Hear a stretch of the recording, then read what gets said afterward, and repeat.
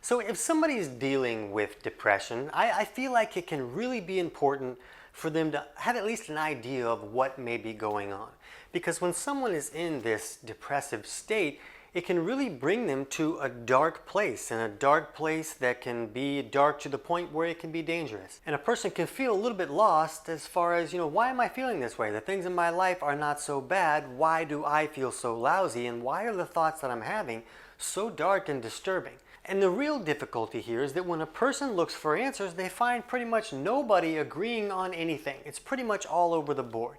So in this video, I want to help you understand some of the most common underlying causes for depression, and I want them to actually make sense to you. It's going to be really weird that these things would make sense, right? But I also want to point you in the direction to figure out some answers for yourself to pull you out of those dark places and turn your situation around. For some of you guys, this is going to be huge. Let's get at it. TC Hale is not a doctor and does not claim to be a doctor or licensed in any type of medical field. Don't be an idiot and use anything heard on the show as medical advice. This information should be used for educational purposes only, and you should contact your doctor for any medical advice. Now get off me.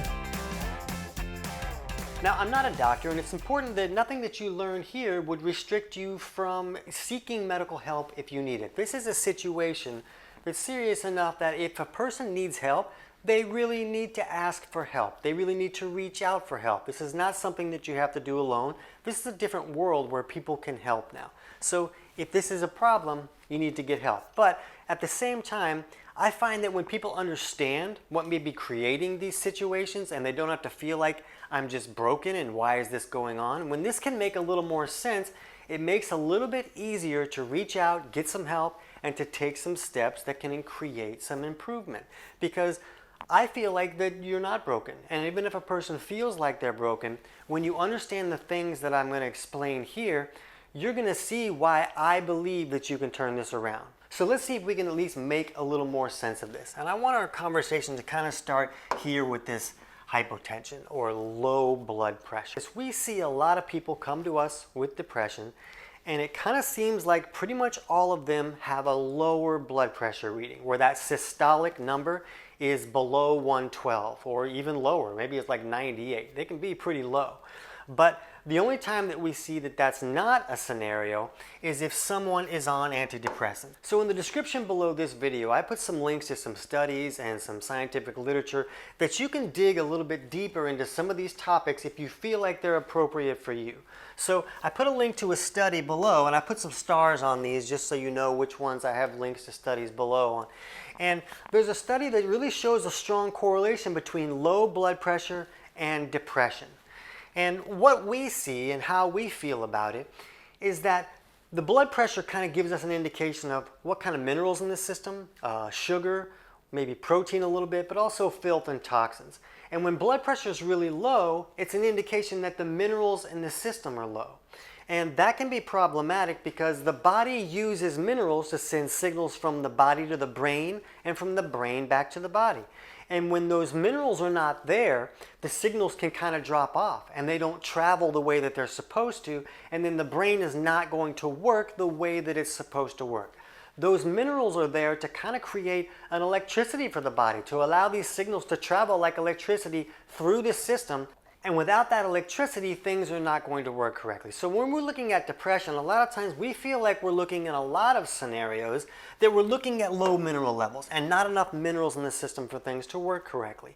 And this study that we looked at down here showed that, well, there's a really strong correlation between low blood pressure and depression, but there's also a really strong correlation where people take antidepressants, and that has the ability to raise the risk of hypertension or high blood pressure.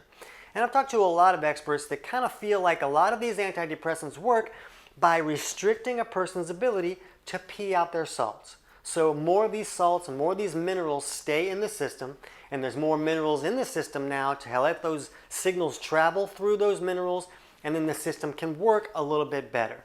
But it kind of becomes problematic where if somebody's taking these antidepressants for a long time, then all of a sudden they have hypertension. And I've seen a lot of clients come to me, they're like, yeah, I've been on antidepressants for about 20 years, and then 3 or 4 years ago I had to go on blood pressure lowering medications. So it appears from what these studies are telling us, that they're on a medication that helps raise their blood pressure because it's helping more minerals stay in the system. And they do that for long enough that they need a medication that's going to have to lower their blood pressure. I don't know, do you want me to drive my car with my foot slammed on the gas and the brake at the same time? I feel like I don't want to do that.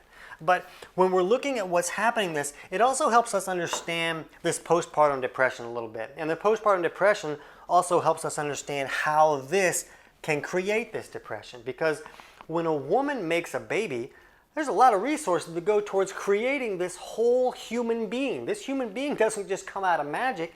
It comes from these building blocks that the body has. It comes from vitamins and minerals and amino acids and all of these resources that the woman puts towards building this baby. And for a lot of women that may not have a lot of resources, maybe they already have low blood pressure and low minerals and low nutrition in the system, when they put all of it towards this baby, when the baby comes out, now the mother doesn't have anything left over and she feels depressed and she's sad even though she just had probably one of the happiest moments of her life. And she's very confused as to why she's so depressed. But if that can create depression just from all of these nutrients and minerals and resources leaving and going into this other human, why couldn't it do the same thing if they're just not available to the person?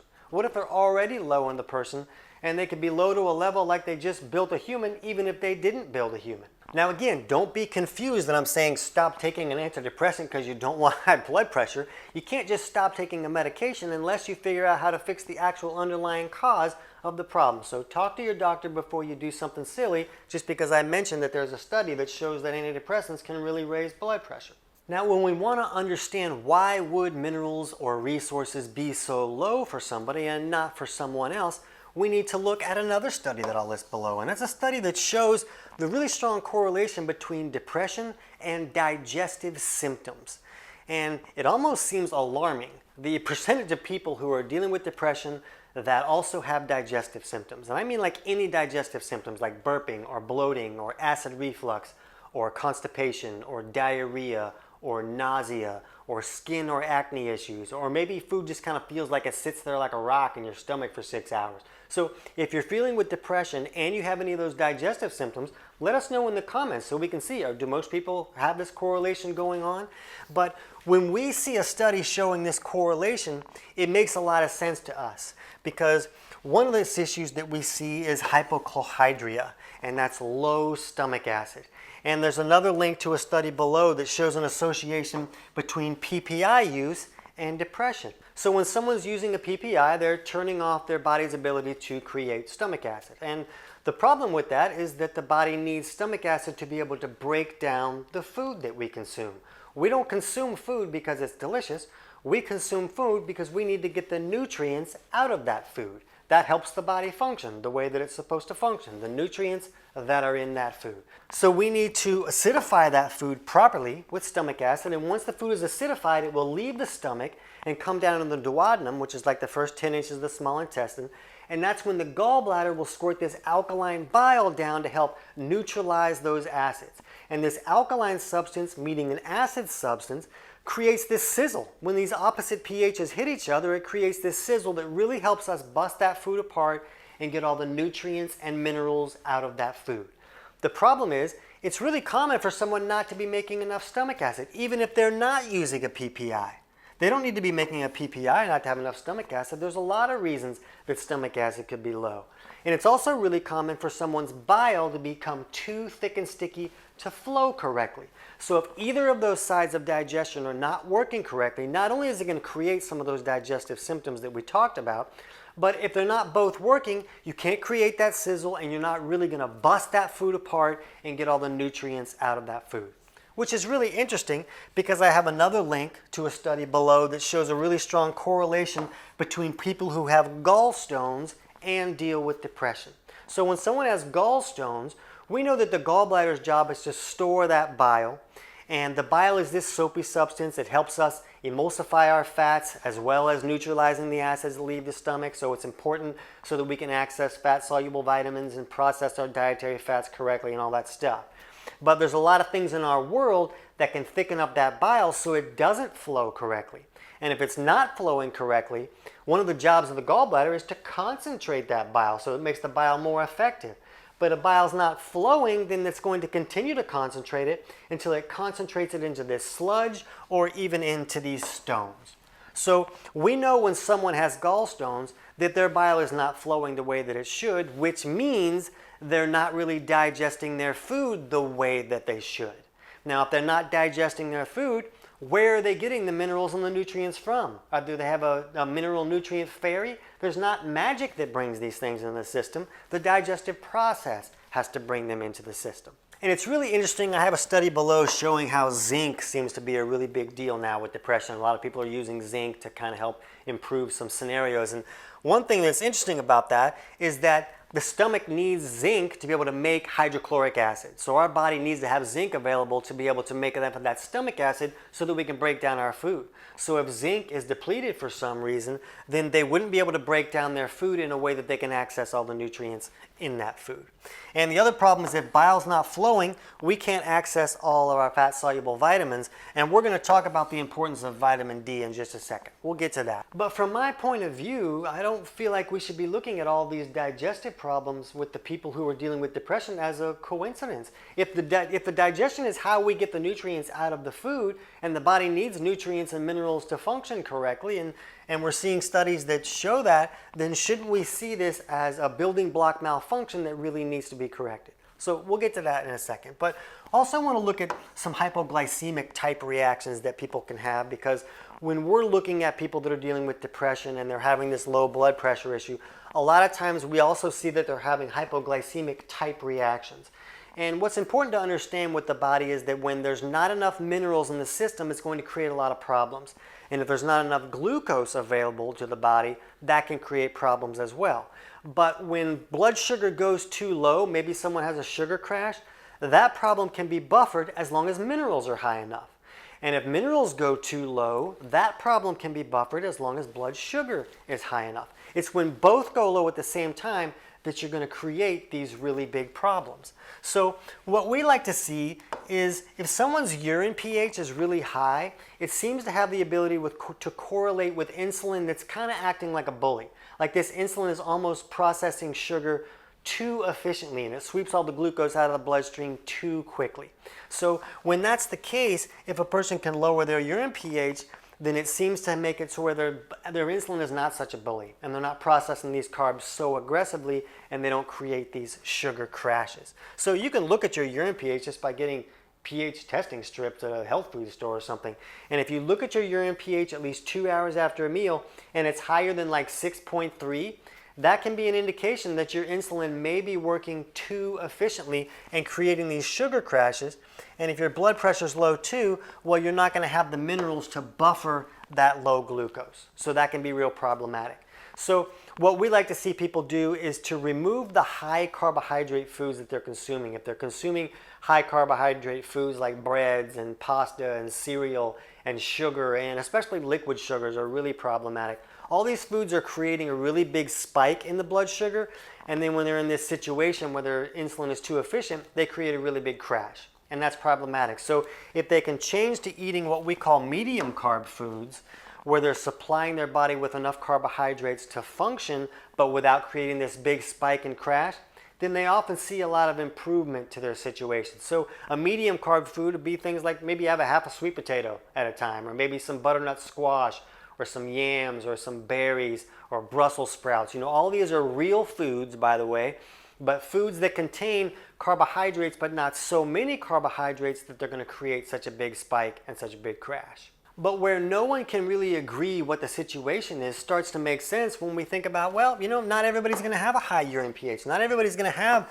hypoglycemic type responses to eating carbohydrates. We also see depression with people who are leaning insulin resistant, and it's just about blood sugar dysregulation that can create a lot of trouble, because if someone's really leaning insulin resistant, they can't really process those carbohydrates correctly, and the body and the brain are not getting the fuel that it needs to really function the way that it should. So there are different scenarios that can all create the same problem, so then we create all this confusion. What we really need to do is, instead of just looking at the symptom, we need to look at the person And when we can look at the person and how their body chemistry is operating, now we have somewhere to start from. Now we have a way to help that individual. So what we want to look at is that when we're looking at this blood sugar problem, if we can keep the blood sugar on a more even keel, then the person can feel a whole lot better. And that kind of brings us to why some people find improvement from either using low carb or keto. And you hear a lot of stories about people succeeding with both. And what they're doing in this scenario is they're removing the spikes and the crashes. It's in the crashes that create all that trouble. So when you can remove the crashes in blood sugar, then a person may not need so many minerals to buffer that blood sugar crash because they're not creating the blood sugar crash. So when you can remove these sugar crashes, you can turn a situation around. Now, if somebody's doing keto, a lot of times they'll get a little bonus because ketones have the ability to fuel the brain. The brain can run on ketones. So if they lower their carbohydrates to a level where their body's now creating ketones and it's very efficient at burning fat, now the brain can have another fuel source and the person can feel a whole lot better. Now, a lot of people will also use like intermittent fasting to increase those ketone levels, but I really don't want you to feel like that's the answer for depression. I know there's a lot of people out there that will tell you that fasting is going to fix your depression. And when you understand what's happening, where a lot of people's depression is coming from this lack of resources, well, what am I going to do? I'm going to have a lack of resources, and so I'm just going to not eat any food, and I'm going to bring in less resources. It can really magnify the problem for some people. Another issue is that this lack of bile flow, if someone's bile is not flowing correctly, then skipping meals ends up concentrating that bile even more because it's not being called on to come down and help neutralize those acids and process that food, so it can cause it to get even thicker. And now we're removing this ability to have this bile flow and to really digest our food correctly. So fasting can be beneficial for a lot of people, but if someone is not digesting fats correctly and they're not really breaking down food to get enough minerals out, well, getting into a good state of ketosis is going to really bring that insulin level down. And when insulin goes really low, that can be great to help us burn fat. We lose weight, yay, hey, that's really fantastic. But if somebody has low mineral levels, like we see in this study here, and they bring insulin way down, a lot of times that low insulin can cause people to pee out more of their minerals. So now they're losing even more minerals. And if they're not in a good enough state of ketosis yet, where they're going to be making ketones and have that other fuel source, it's going to be a big problem. They're going to get much worse. So a lot of people, to get into a good state of ketosis, can take 4, 6, 8 weeks even, depending on some malfunctions that may be restricting their ability to get there. So if somebody wants to do a ketogenic diet to try to improve their depression, I really like to see them take steps to lift their mineral levels first and fix any type of digestive malfunctions so that they can digest the food correctly. If they're going to go on a high-fat diet, you should probably be able to process dietary fats, right? Wouldn't be so great if your bile's not flowing and you can't process dietary fats. So, even though these are solutions for some people, these are also recipes for disaster for some people. So again, we really need to look at the person and where their situation is. We also can't talk about depression without talking about serotonin. And everybody's all about, hey, you gotta have serotonin, you need some dopamine, you need some neurotransmitter, your brain's not functioning. And I have a link to a study below that shows a lot of correlations between, gut dysbiosis and depression and problems with the gut flora, really. And what we need to understand is that it's the way that those bacteria, those beneficial bacteria, help us digest our food that gives the body the building blocks to make, serotonin. So we can't make that if there's a problem. And there's another study below that shows the correlation between someone using just one round of antibiotics and raising the risk of depression. So when we wipe out that gut flora with the antibiotics, it can reduce the ability to create these things that are supposed to make us feel better. So this gut flora can be a really big deal. And what we need to understand is that when we have these digestive symptoms down here and we're not making enough hydrochloric acid, well, hydrochloric acid helps us digest our food, but it's also the barrier that keeps all the bad guys out from coming in on the food that we're eating. Bacteria and all this bad stuff is coming in on the food, but they die in an acid bath when our stomach makes enough hydrochloric acid to break that food down and wipe out those bad guys. But if somebody doesn't have enough hydrochloric acid and they're not acidifying their food correctly, then these bad guys are coming right in and creating that dysbiosis that's going to restrict the body's ability to make those things happen there. You know, another thing, cortisol and these stress hormones going high can downregulate serotonin levels. So we might need to find a way to simmer down a little bit. But the other problem is that we might not even have stress in our life, but the body could be dealing with stress. If we have low resources and the body's not getting all the minerals and nutrients it needs to function correctly, well, that's a stress to the body. And a lot of times the body will raise these stress hormones to help the body function a little bit better when it's not getting enough resources to function the way that it's supposed to function. So you can see that a lot of these problems here with this important factor can lead right back to these other problems that we were talking about. That's kind of weird, right? When things are connected more than we might think and they actually make sense, and why would this stuff work if this stuff isn't working, and why would this stuff work if there's not enough resources to make this stuff work? There's a lot of things going on and they can all be going on together. We also can't talk about depression without going into vitamin D a little bit. There's a lot of studies that are really showing a lot of promise for vitamin D. Now there's plenty of studies that show, oh, that really didn't do anything. But most of those studies use like a low dose and wasn't really going to do anything anyways. But there's a lot of studies that show that vitamin D can really improve depression. So we want to understand what's going on. And the first thing we need to understand is that we need proper bile flow to access the vitamin D. We need to be able to access these fat-soluble vitamins, and we can't do that if bile is not flowing correctly. So if someone has these digestive malfunctions, that's why the vitamin D is not really working out for them. They're not really processing it and accessing it because they can't access all the fat-soluble vitamins.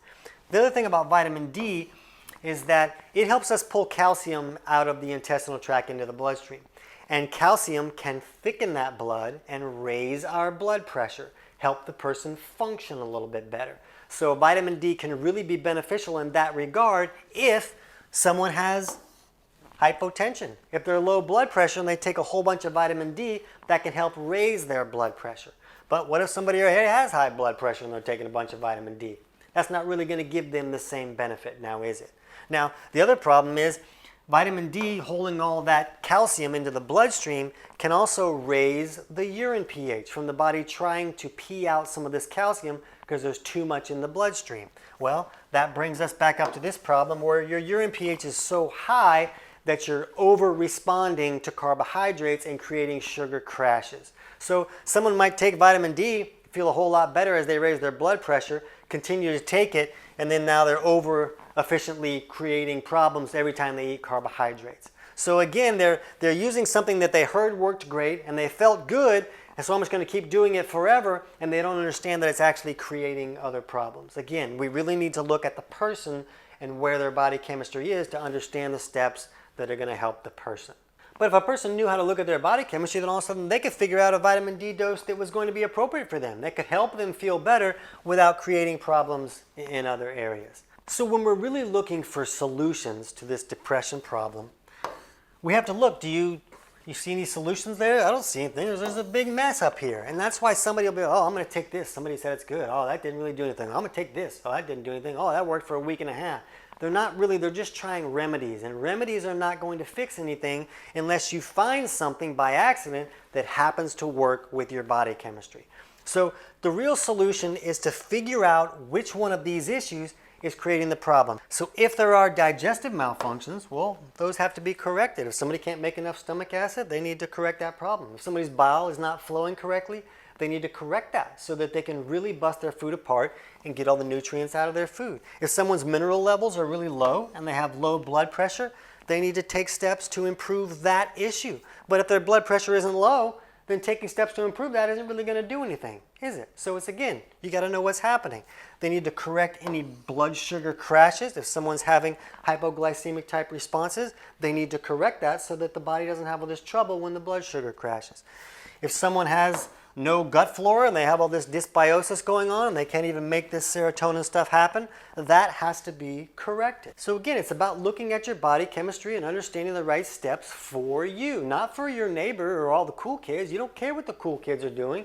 You care what's going to help you. So if you need to understand that better, my book, Kick Your Fat in the Nuts, walks you through these simple self-tests that you can do at home using tools you can pick up at a pharmacy or a health food store. And the book is available on Amazon, but I'm going to put a link in this description below this video where you can get the whole book totally for free. And that'll walk you through that process of figuring out, is my blood pressure too low? Is my urine pH too high? And maybe am I processing these carbs too aggressively?